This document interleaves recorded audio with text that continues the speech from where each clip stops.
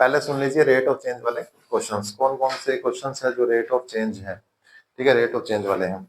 एक तो आपके एग्जांपल 1 to 6, जो एग्जांपल है ना 1 to 6, ये रेट ऑफ चेंज के हैं। 6.1 के क्वेश्चन नंबर 1 to 18, 1 से लेके 18 तक रेट ऑफ चेंज किया। हाँ जी। और एग्जाम्पल नंबर 30, 31, 32, 35, ये भी रेट ऑफ चेंज के हैं। और मिसलेनियस का क्वेश्चन नंबर 2 and 16, ये दोनों क्वेश्चन अपने को रेट ऑफ चेंज से करने हैं। तो इतना अपने को कवर अप करना है। तो अभी तक मैंने जो कर लिया है, फर्स्ट कर लिया, सेकंड कर लिया, थर्ड कर लिया, फोर्थ कर लिया, है ना? हाँ हो गया। एग्जाम्पल नंबर सेकंड हो गया, नहीं हुआ तो होमवर्क कर लो, होमवर्क लिख लो इसको आज। होमवर्क लिख लो। फिफ्थ हो गया, फोर्थ हो गया, अच्छा फिफ्थ नहीं हुआ, सिक्स्थ नहीं हुआ, ठीक है। हाँ नहीं हुआ तो ये रहा, नहीं हुआ। ये तो मैंने बताया है आपको, मैं क्रॉस करूँ जो मेरे हो गए। क्वेश्चन नंबर 1 हो गया क्या? ये 1 से लेके 18 तक देख लेते हैं। 1,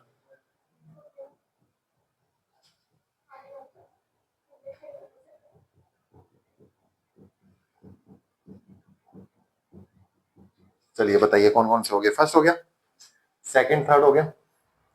हाँ सर थर्ड हो गया। फोर्थ हो गया ना, फोर्थ और फिफ्थ। वो एक स्टोन वाला मैंने कहा था, वो कल करवाया था आपको मैंने। फिफ्थ हो गया। सिक्स्थ हो गया क्या? हाँ सर सिक्स्थ हो गया। सेवंथ हो गया सर। एट्थ नहीं हुआ, बताओ। एट्थ हो गया नहीं हो गया? हो गया eighth. Ninth, ninth ninth ninth, eighth ninth में बता दो। ठीक है। 10 10 10 10 10, ठीक है 10 आज करते हैं अपने। 11 नहीं हुआ। 12, 12 हो गया। 13 ठीक है। 14 सेकंड, अच्छा सेकंड हो जाएगा ये, फिर कर लेना, होमवर्क में लिख लो इसको, ठीक है। बस जो क्रॉस हो गए, वो जो नहीं हुए वो सारे होमवर्क में लिख लो, ये सारे हो जाएंगे क्वेश्चन। तो फिर इतने हो चुके हैं अब, बाकी मुझे करवाने, ठीक है। तो आज सबसे पहले अपने स्टार्टिंग करते हैं किस क्वेश्चन की ओर। मैं आ रहा हूँ क्वेश्चन नंबर 10 नहीं करेंगे, पहले 11 करेंगे। 11, हाँ चलिए क्वेश्चन नंबर 11 पे आइए बच्चे। आज 6.1 क्वेश्चन नंबर 11, मैं ये सोच रहा हूँ कि आज कंप्लीट कर दें इसको। हो जाएगी क्या? नहीं सर आज तो नहीं हो पाएगी, कल परसों, परसों हो जाएगी। चलो करिए, क्वेश्चन नंबर 11 पे आइए। 17, ओके ओके ठीक है जी। चलिए बेटा क्वेश्चन नंबर 11 पढ़ लो। कहता है sir A particle move along the curve, ठीक है। देखो एक पार्टिकल है, इस कर्व के अलोंग मूव कर रहा है। तो आपको एक कर्व दिया हुआ है, कहता है sir 6y is equals to x cube plus 2। ये आपको एक कर्व दिया हुआ है और एक पार्टिकल है। जैसे मान लो ये कोई कर्व है, ठीक है, और इसके यहीं पे कोई पार्टिकल है, अभी कोई भी पार्टिकल है, ये मूव कर रहा है इस कर्व के अलोंग। फिर ये कहता है sir find the point on the curve at which the y coordinate is changing 8 times as fast as the x coordinate। आपको ये पॉइंट फाइंड करना है, और ये पॉइंट किस तरीके से फाइंड करना है कि y coordinate is changing 8 times as fast the x coordinate, यानी also given y coordinate changing 8 times, यानी कि जो y में वो चेंज है सर, यानी कि dy by dt is equal to 8 times dx upon dt। ठीक है, इसको पहले मैं लैंग्वेज सुनिए। y coordinate changing 8 time as x coordinate. हाँ चेंजेस का, चेंज का मतलब क्या होता है, किसके रिस्पेक्ट, किसी के रिस्पेक्ट नहीं बता रहा, तो चेंज बता रहा है, तो वो चेंज किसके रिस्पेक्ट होगा अपने पास, टाइम के अकॉर्डिंग होगा। तो मैं क्या लिखूंगा, dy by dt is equal to 8 times dx upon dt। बताओ कोई दिक्कत इसमें? तो ये तो हो गया अपने पास एक कर्व, और ये हो गया अपने पास में चेंजेस। ठीक है, आगे वो क्या कह रहा है क्वेश्चन में। कहता है sir find the point on the curve, मुझे कर्व पे पॉइंट फाइंड करके बताना है, यानी आपको x और y की वैल्यू बतानी है। तो क्या करें इसके लिए सर, मुझे डिफरेंशिएट करना पड़ेगा और डिफरेंशिएट करके मेरे को एक्स और वाई की दोनों की वैल्यू बतानी है। तो मेरे पास ये कर्व है, इसको बुला लेता हूँ sir, we have 6y is equals to x cube plus 2। मैं डिफरेंशिएट कर रहा हूँ, किसके रिस्पेक्ट कर रहा हूँ भाई? With respect to time. तो बेटा इसका डिफरेंशिएशन होगा 6 dy by d t is equals to 3x square dx upon dt। सही लिखा क्या? और प्लस में क्या लिखा हुआ है? 0। तो मैं कह सकता हूँ 6 dy by d t is equals to 3x square dx upon dt। लो जी। तो क्या आएगा? 3 1 जा 3, 3 2 जा 6। तो अपना आंसर आ जाएगा 2 dy by d t is equals to x square dx upon. ठीक है। तो एक की वैल्यू फाइंड करनी है, तो मैं क्या करूं इसके लिए? कोई भी एक वैल्यू पुट कर देता हूं मैं यहाँ पे, या तो dx अपॉन dt की या दूसरे की। तो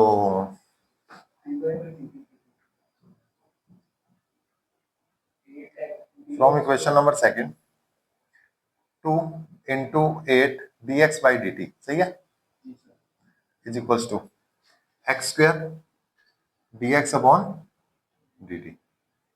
कोई दिक्कत यहाँ तक? तो आप देख सकते हो सर, dx बाई dt से कैंसिल हो गया, बचा कितना? 16 is equals to x square. बता सकते हो x की वैल्यू कितनी आएगी? प्लस माइनस अंडर रूट 16, यानी कि x equals two plus minus 4।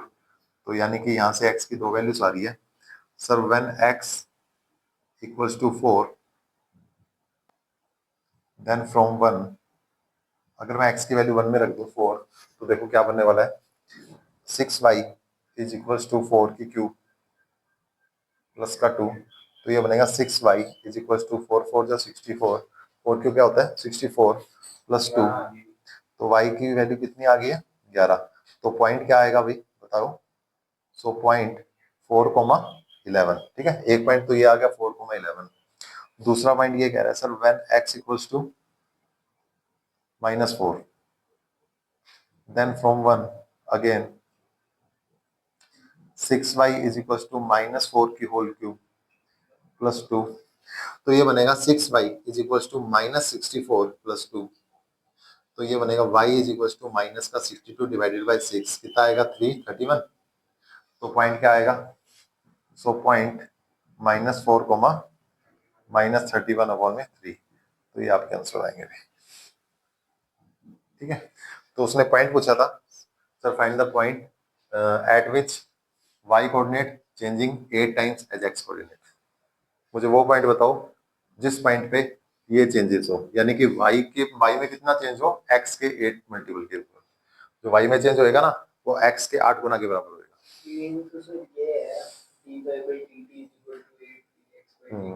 इसके अकॉर्डिंग, तो इसका तो यूज किया, इसके अकॉर्डिंग अपने पास पॉइंट आ गया। ये वो पॉइंट है जहाँ पे ये चेंज पाया जाएगा। हाँ जी बोलो।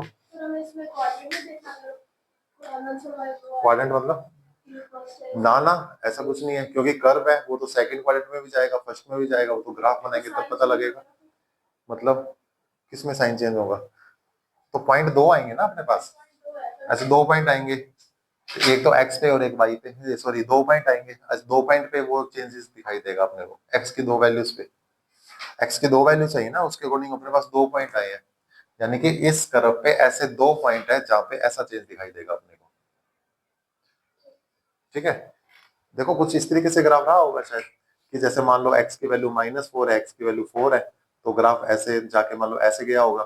ठीक है, फिर वापस जाके फिर ऐसे आया होगा, मैंने दो वैल्यूज आई होगी y की अलग अलग वैल्यूज के लिए, x की अलग अलग वैल्यूज के लिए, x का हो गया, x की अलग अलग वैल्यूज के लिए। तो ये x की वैल्यू कितनी होगी? 4, ये होगी -4।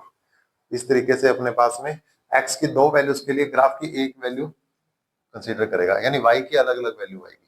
ठीक है, तो वो ग्राफ पे डिपेंड करता है, जब इसको प्लॉट करेंगे तो उसके अकॉर्डिंग पता लगता है। बाकी चेंजेस क्या है sir? dy by d t is equals to 8 times of dx upon dt। वो पॉइंट कौन से हैं सर? वो दो पॉइंट ये है, पहला पॉइंट और ये दूसरा पॉइंट। करिए इसको नोट।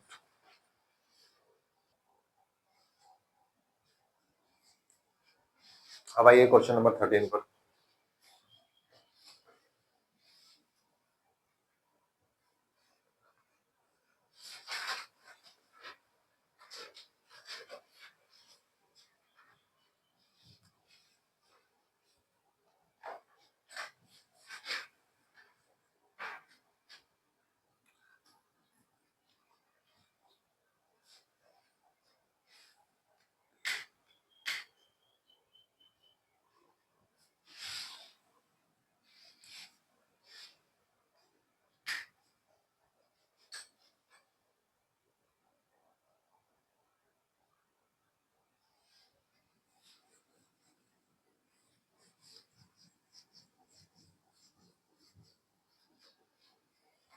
चलिए क्वेश्चन 13 में ये कह रहा है a balloon which always remain spherical has a variable diameter 3/2 2x + 1 find the rate of change of its volume with respect to x। ठीक है,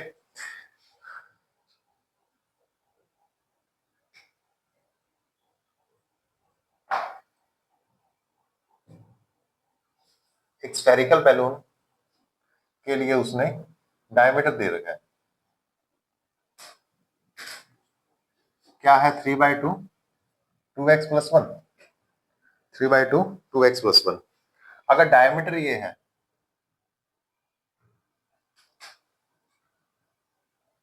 रेडियस क्या होगी बीच, रेडियस इक्वल्स टू 3/4 2x + 1। ठीक है, डायमीटर को हाफ कर दो तो क्या बन जाएगा, अपना रेडियस बन जाएगी।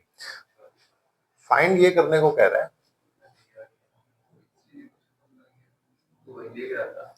फाइंड ये करने को बोला rate of change of its volume with respect to x, यानी कि वॉल्यूम में change with respect to x, और कुछ निकालो उसमें।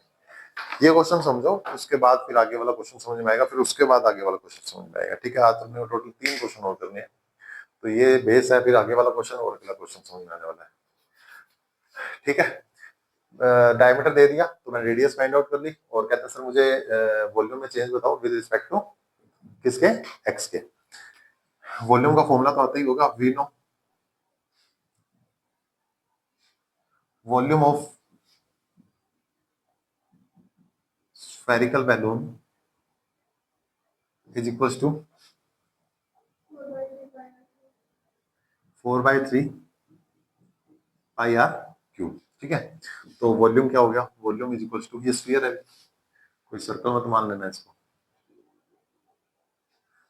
v equal to 4/3 pi r cube. मुझे इसका डिफरेंशिएशन करना है x के रिस्पेक्ट, तो मैं एक काम करता हूं कि अंदर जो भी वेरिएबल आ रहा है अगर वो x आ जाए तो क्या दिक्कत है, तो मैं क्या r की वैल्यू पुट नहीं कर सकता, तो r की वैल्यू अपने को दे रखी है इस फ्रॉम इक्वेशन नंबर 1 से। देखो from 1 v is equal to 4/3 pi 3/4 2x + 1 का होल स्क्वायर। सही है, तो ये क्या बना, थोड़ी कैलकुलेशन करते हैं फिर उसके बाद डिफरेंशिएट कर देंगे। ये बनेगा 9 हाँ जी, हाँ जी क्यूब है, सॉरी क्यूब बनेगा फिर, तो ये बन जाएगा 3 3 9 9 3 जा 27 एंड 4 की क्यूब क्या होगी 64, और ये बनेगा 2x + 1 का होल क्यूब। तो ये कुछ कैलकुलेशन हो रही है, 4 1 जा 4 4 16 जा 3 9 जा। ठीक है, तो फंक्शन अपने पास ये आ गया 9π/16 2x + 1 का होल क्यूब। ठीक है, अब करते हैं इसका differentiation, differentiate with respect to x। कुछ नहीं किया, बस r की वैल्यू पुट की है ताकि x का डिफरेंशिएट x के रिस्पेक्ट डिफरेंशिएशन कर सकूं। dv/dx इज इक्वल्स टू, ये बन गया 9π/16, कांस्टेंट है, इसका डेरिवेटिव क्या होगा 3 2x + 1 का होल स्क्वायर, 3 इंटू 2x + 1 का होल स्क्वायर, और उसका क्या होगा 2, 2x का 2 1 का 0, तो ये 2 ही हो जाएगा। ठीक है, तो कुछ और भी कैंसिल हो रहा है सर, बिल्कुल, ये क्या आ जाएगा 8 आ जाएगा। तो dv/dx कितना आ रहा है 9 3 27 पाई डिवाइडेड बाई 8, 27 पाई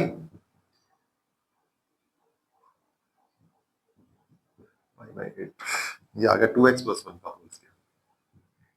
ये आपका आंसर आ गया, करिए इसको नोट।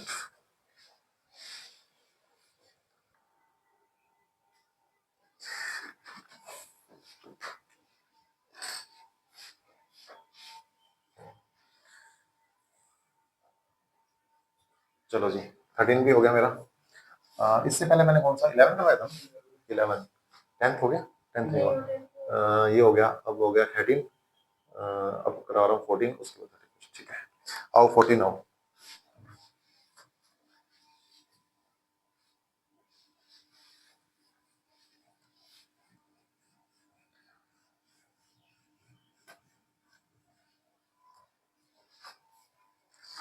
क्वेश्चन नंबर 14 देख लेते हैं। कहता है sir sand is powering from A pipe at the rate of 12 cm3 per second.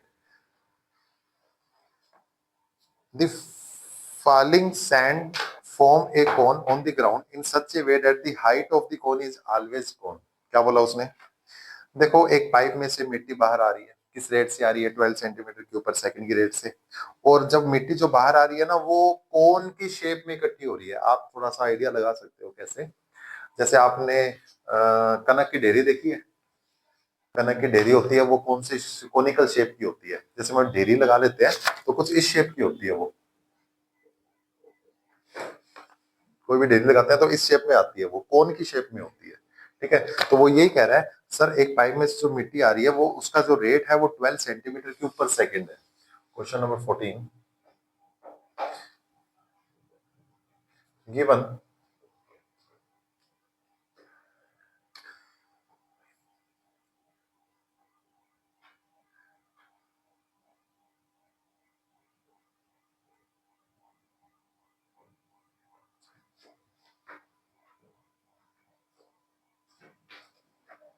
कितना है? 12 सेंटीमीटर क्यूब पर सेकंड। अब एक बात बताइए कि जब वो मिट्टी बाहर आ रही है तो इस तरीके से वो क्या है? वॉल्यूम है, क्या है? वॉल्यूम है भी। होमवर्क किस किस का कंप्लीट हो गया? Dv by d. कल मैंने कहा था कि होमवर्क चेक करेंगे। दिखाना एक बार नोटबुक, होमवर्क दिखा हर्ष। चैप्टर नंबर 6 की स्टार्टिंग कहां से की है?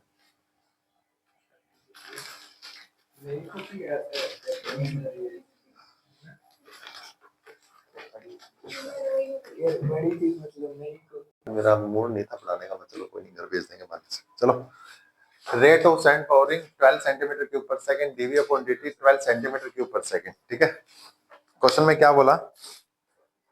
कहता है सर द फॉलोइंग सैंड, हाँ ठीक है, जो भी सैंड जो आ रही है ना, जैसे मान लो इधर आइए, कौन की शेप में आ रही है? मान लेते हैं कि ये पाइप है, ठीक है, वो पाइप में से मिट्टी निकल रही है अभी। हाँ, मिट्टी मिट्टी निकल रही है। आपने वो होस देखा, वो जो ट्यूबवेल वाला होस देखा कि खेत खेत में होस देखा, पानी कैसे आता है? सिलेंड्रिकल शेप में आता है ना। वैसे ही सिलेंड्रिकल शेप में मिट्टी निकल रही है, और जो मिट्टी निकल रही है वो किस शेप में इकट्ठी हो रही है? कोन की शेप में इकट्ठी हो रही है। तो कोई ना कोई इसकी रेडियस होगी क्या?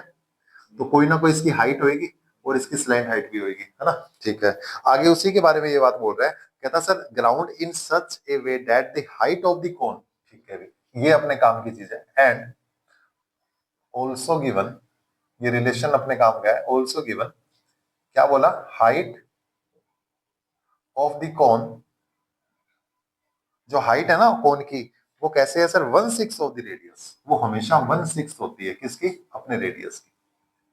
The height of the cone is 1/6 of the radius, यानी कि 1/6 इंटू आर। ये लो जी, इसको लगा लेते हैं इक्वेशन नंबर 2, और ये हो गई अपनी इक्वेशन नंबर 1। उसने खुद ने रिलेशन बताया हाइट और रेडियस में, कि उसकी हाइट कितनी बढ़ेगी? अपनी रेडियस के 6th पार्ट पे। ठीक है, अपनी रेडियस के 6th पार्ट के अकॉर्डिंग। अब कहता है sir how fast is the height of the sand cone increase when the height is 4 centimetre. अब आपको हाइट में चेंज फाइंड करना है, यानी कि change in height with respect to time when h equals to कितना? 4 सेंटीमीटर। बताइए अभी क्वेश्चन की लैंग्वेज समझ में आई, और जो गिवन और जो फाइंड करना है वो लिखा हुआ समझ में आया? क्या यही फाइंड करना है अपने को, कि अपने को हाइट में चेंज फाइंड करना है? कब? जब हाइट क्या हो जाएगी? 4 सेंटीमीटर हो जाएगी। ठीक है, चलिए, तो स्टार्टिंग कैसे करें? स्टार्टिंग किसी ना किसी फॉर्मूले से होती है, एरिया के, वॉल्यूम के, किसी से भी। तो यहाँ पे सर वॉल्यूम गिवन है, तो वॉल्यूम से ही स्टार्टिंग होगी। तो क्या लिखूंगा? We know volume of cone is equal to 1/3 pi r cube. जब अपने को differentiation 1/3 pi r square, sorry 1/3 pi r square. देखो जब भी अपने डिफरेंशिएट कर रहे हैं तो अपने वो देखते हैं कि सिर्फ अपने को रिजल्ट में क्या चाहिए। सर आपको रिजल्ट में d h upon d t चाहिए। रिजल्ट में क्या चाहिए? अच्छा, 1/3 pi r square h, 1/3 pi r square H.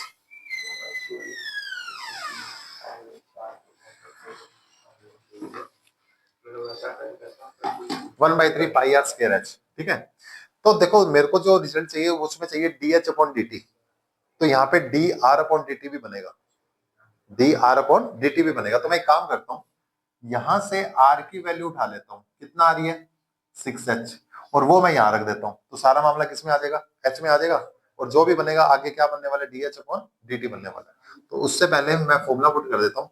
देखो इसे कहते हैं सब्स्टिट्यूशन, इसको क्या कहते हैं, सब्स्टिट्यूशन कहते हैं, कि सब्स्टिट्यूशन करने के बाद आपने डिफरेंशिएशन किया है। पाई आर, आर की वैल्यू, सॉरी आर की वैल्यू क्या है 6h का होल स्क्वायर इंटू एच, तो जो वॉल्यूम जो आएगा वो आएगा 1/3, ये बनेगा 1/3 पाई इंटू 36h³ ठीक है, और कितने पे गया ये 12 पे, तो वॉल्यूम आ गया अपने पास में, volume is equals to 12πh³। तो अब कर देता हूँ इसका डिफरेंशिएशन विद रिस्पेक्ट टू, तो ये बनेगा dv अपॉन में dt is equals to 12π3h² और dh अपॉन dt बनेगा ना, dh अपॉन dt। वैल्यू क्या है अपने पास from equation number 1, from 1 dv upon dt की वैल्यू क्या दी हुई है 12 इज इक्वल्स टू 12 पाई, ये बना 3h² और ये हो गया dh अपॉन dt, तो 12 से 12 तो कैंसिल हो गया। अब इसको फ्री कर लो dh अपॉन dt को, तो जैसे ही dh अपॉन dt को फ्री करूंगा तो ये बनने वाला है अपने पास में 1/3πh², ठीक है। इधर आ जाइए आप, अब क्या लिखूंगा sir, now dh upon dt when h equals to 4 centimetre, तो जहां आपको h दिखाई दे रहा है वहां पे आप क्या लिख दो 4 लिख दो, तो ये बनेगा 1/3π4², तो ये बनेगा 1/48π। यूनिट बता दो, यूनिट बता दो, यूनिट यूनिट आएगी सर सेंटीमीटर पर सेकंड। चलिए करिए इसको,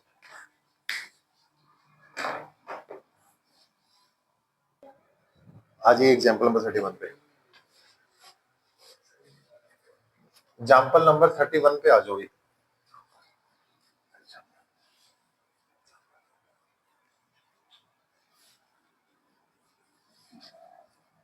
लो जी, एक क्वेश्चन और खत्म।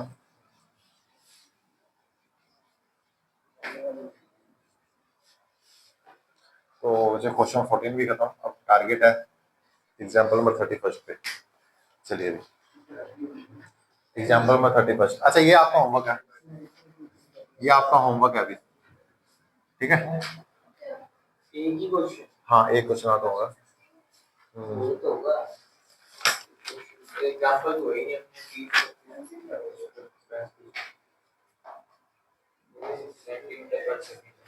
चलिए अभी एग्जांपल नंबर 31 क्या कह रहा है, कहता है sir A water tank has the shape of an inverted right circular cone with its axis vertical and vertex lower most. करो पढ़िए, कहता है sir A water tank has the shape of an inverted right circular cone with its axis vertical and vertex lower most, ठीक है। क्या कह रहे हो, देखो उसने बोला है सर ये जो कोन है ना वो इन्वर्टेड है, इन्वर्टेड कोन का मतलब क्या होता है अभी, उल्टा कोन, उल्टा कोन, जैसे आप सोफ्टी कह सकते हो इसको, है ना, सोफ्टी नाम किसने रखा है सोफ्टी, अंग्रेजों के नाम है ना सोफ्टी, इंडिया वाले तो कुल्फी बोलते हैं, कुल्फी दे दो भाई जी, है ना, कुल्फी दे दो कुल्फी। अच्छा उसने ये बात बोली है सर इस सेमी वर्टिकल एंगल, अब सुनिए सेमी वर्टिकल एंगल क्या होता है, देखो ये जो वर्टेक्स होता है ना उस पर जो एंगल बनता है उसे वर्टिकल एंगल बोलते हैं। एक मिनट बातें नहीं, तो इंपॉर्टेंट है क्वेश्चन, ये बातें ना करो। तो जो एंगल वर्टेक्स पे बनता है उसे अपने क्या कहते हैं, वर्टिकल एंगल, लेकिन उसने जो बात की है वो बात की है सेमी वर्टिकल एंगल की, यानी कि आधे एंगल की बात की है, ठीक है। तो ये क्या हो गया semi vertical angle, semi vertical angle, इसको मैं कुछ नाम दे देता हूं, जैसे मैंने इसको अल्फा नाम दे दिया सेमी वर्टिकल एंगल को। अभी क्वेश्चन ही पढ़ रहे हैं, डायग्राम में थोड़ी चेंजेस करते रहे। कहता है sir water is poured into it at a constant rate 5 cubic metre per hour, ठीक है। अब देखो इसमें पानी भरे जा रहा है सर, एक पाइप है सर, ये लो पाइप आ गई, जैसे वो मिट्टी आ रही थी अब इसमें से पानी आने लग गया, ठीक है, बताते हैं अभी। इसमें पानी आ रहा है, ठीक है। तो जो भी यानी इसको पानी से भरा जा रहा है सर, पानी से इसको भरा जा रहा है। उसने ये बात बोली है कि सर इसमें जो पानी की जो स्पीड है या पानी का जो रेट है वो दे रखा है उसने 5 क्यूबिक मीटर पर आवर, यानी कि डीवी अपॉन dt। सर आप डीवी बाई dt क्यों लिखते हो? क्योंकि जो पानी जो आता है वो वॉल्यूम, यूनिट के लिए वॉल्यूम होता है वो, यानी कि वो जो भी आएगा वो वॉल्यूम में काउंट होगा, ठीक है। तो डीवी बाई dt कितना हो जाएगा अपने पास में? 5 क्यूबिक मीटर क्यूब, यानी कि मीटर क्यूब पर आवर। 1 आवर में 5 मीटर क्यूब पानी आता है। हाँ, 5 मीटर क्यूब। अगर इसको आप लीटर में चेंज करना चाहते हो, इसको 1000 से मल्टीप्लाई कर दो, तो 1 आवर में कितना आ जाएगा? 5000 लीटर पानी आ रहा है, ऐसे कह सकते हैं, ठीक है। चलिए अभी, तो ये तो थी ज्ञान की बात। आगे सुनिए, find the rate at which the level, ठीक है। एक एंगल दे रखा है, एंड ऑल्सो, ये तो लिखना पड़ेगा ना, गिवन एंड ऑल्सो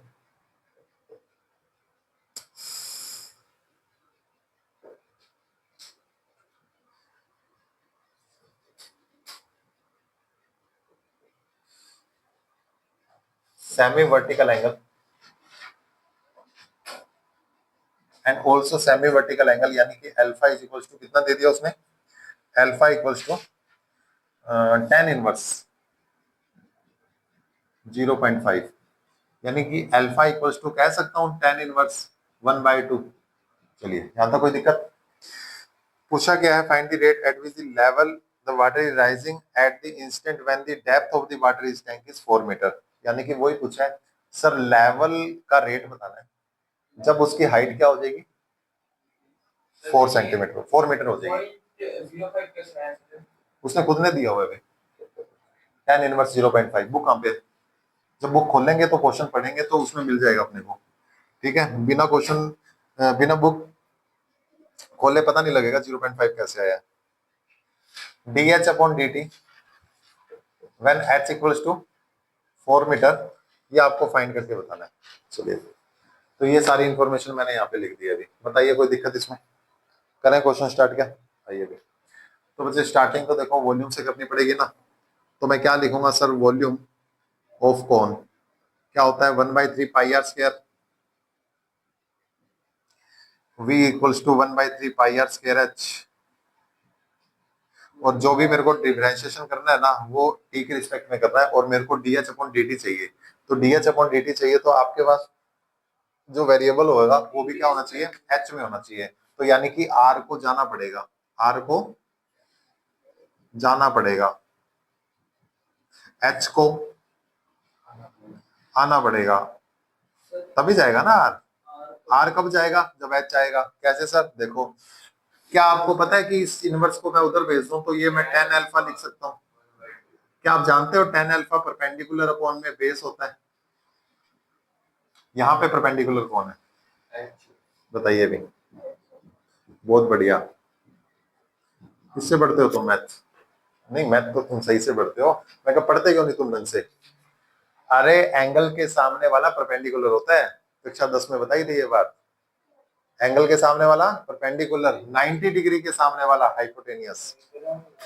तो एंगल के सामने वाला परपेंडिकुलर, और बचा हुआ 90 के सामने वाला हाइपोटेनियस, और बची हुई साइड हाइट होती है, यानी इधर इधर वाला नहीं, सामने वाला अपोजिट साइड। इधर देखो, नहीं समझ में आया? अब देख लो, ये वाला बेस हो गया नीचे वाला। हाँ, मैं नहीं कहता, एंगल के सामने वाला परपेंडिकुलर, ये हाइपोटेनियस, बचा हुआ बेस, ये होता है। तो एंगल के जो साथ में लगा होता है वो साथ वाला नहीं, सामने वाला, opposite side, opposite side, angle के सामने वाले अपोजिट साइड, ठीक है। आइए वापस आइए अभी। तो आपको यहाँ से h की वैल्यू मिल जाएगी, सॉरी r की value in the terms of h। बताना r की value in the terms of h क्या आएगी? h/2। चलिए देखिए अभी, v इक्वल्स टू 1/3, इस वैल्यू को मैं यहाँ रख रहा हूँ, आजा भाई। पाई, r की वैल्यू कितनी आ रही है? h/2 का होल स्क्वायर इनटू h, ठीक है। अभी डिफरेंशिएशन करना नहीं स्टार्ट किया मैंने, पहले मैं इस फंक्शन को ही थोड़ा सा रीअरेंज कर रहा हूँ ताकि सारा का सारा मामला किस में आ जाए? h में आ जाए। पाई बाय 2 2 जा 4 4 3 जा 12 h क्यूब। ठीक है, कर दो भी डिफरेंशिएशन विद रिस्पेक्ट टू। हाँ जी बोलो जी।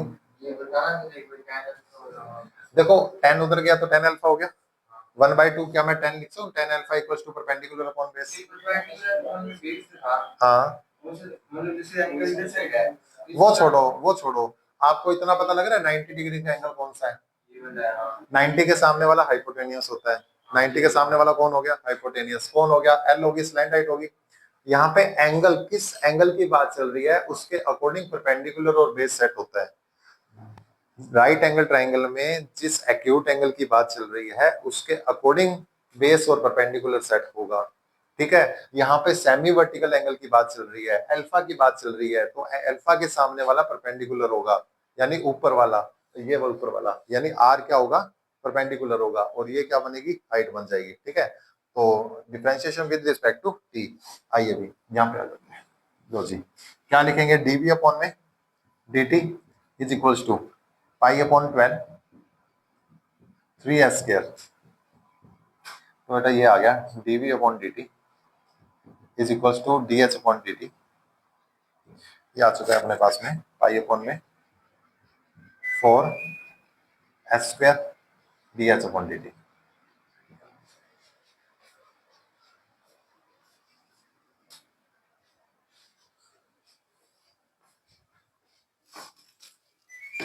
चलिए फ्रॉम वन, क्या इक्वेशन नाम दिया है? वन दे देंगे इसको। फ्रॉम इक्वेशन नंबर वन क्या है?